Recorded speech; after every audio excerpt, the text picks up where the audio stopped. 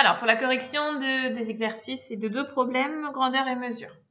On a un pharmacien qui remplit des flacons de 20 centilitres et il a 3 litres de préparation médicamenteuse à mettre dans ces fameux flacons de 20 centilitres. Combien de flacons de 20 centilitres va-t-il remplir? Donc, on cherche à savoir. Hop, si je vous fais des petites formes. Voilà, c'est des petits flacons de 20 centilitres, ça. On les reconnaît bien, hein. Plein de petits flacons, toujours avec mon talent certain pour le dessin. Donc, on a plein de petits flacons de 20 centilitres, comme ça. Plein, plein, plein.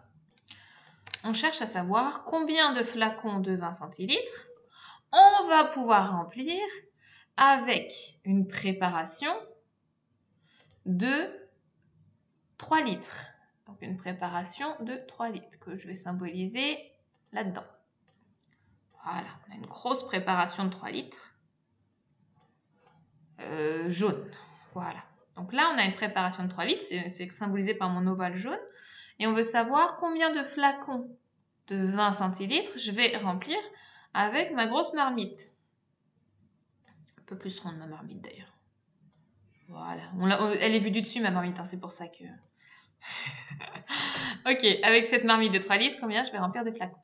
Alors, je vous avais bien spécifié que pour pouvoir comparer des grandeurs des mesures, pour pouvoir les additionner, les soustraire, les multiplier, pour pouvoir travailler des grandeurs et des mesures, il est important, si ce n'est capital, de les mettre dans la même unité.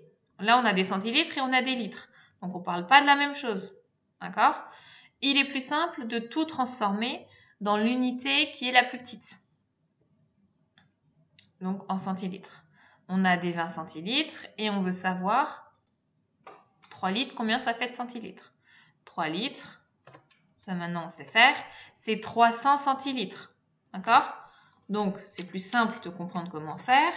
On a 300 centilitres dans ce grand bocal-là et on veut savoir combien de petits bocaux de 20 centilitres on peut remplir. D'accord? Donc, 300 centilitres, combien de fois ça fait 20? Donc, soit on va poser une division à 2 chiffres, d'accord?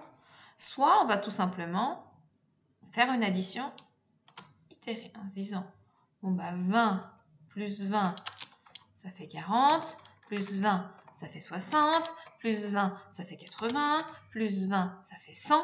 Oula, je tiens quelque chose là. 20 plus 20 plus 20 plus 20, ça fait 100. Donc, je remplis 5 petits bocaux bleus avec 100 centilitres.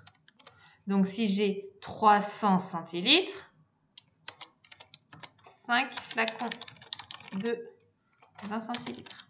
D'accord? Si j'ai 5 flacons de 20 centilitres avec 100 centilitres, si j'ai 3 fois 100 centilitres, ce qui est le cas, alors j'ai 15 flacons.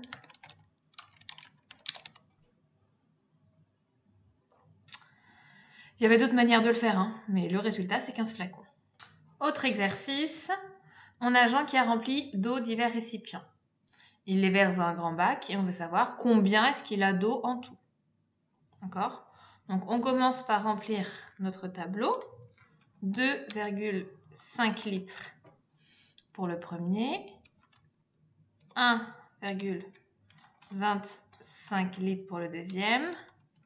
0,5 litres pour le troisième. 2,5 décilitres pour le quatrième. 4,1 litres pour le suivant.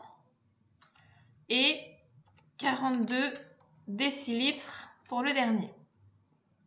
D'accord? On va essayer de tout mettre dans un premier temps, comme on a l'habitude, dans ce qui va être la plus petite unité là. Je vais vouloir tout mettre en centilitres pour qu'on puisse avoir un total sans les virgules. Et après, on transférera en litres. D'accord? Donc là, je rajoute. Hop, j'enlève mes virgules. Et je rajoute des zéros pour atteindre le centilitre. Voilà, donc en centilitres, ça me fait... Je vais changer de couleur pour le résultat. Et ce sera le cas partout. Alors, 5 plus 5, ça fait 0. Je rajoute 1. J'ai dit en vert. 5, 10, 15, 17, 18.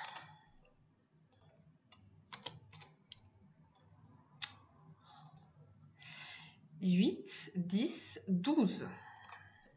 J'ai donc 1280 centilitres.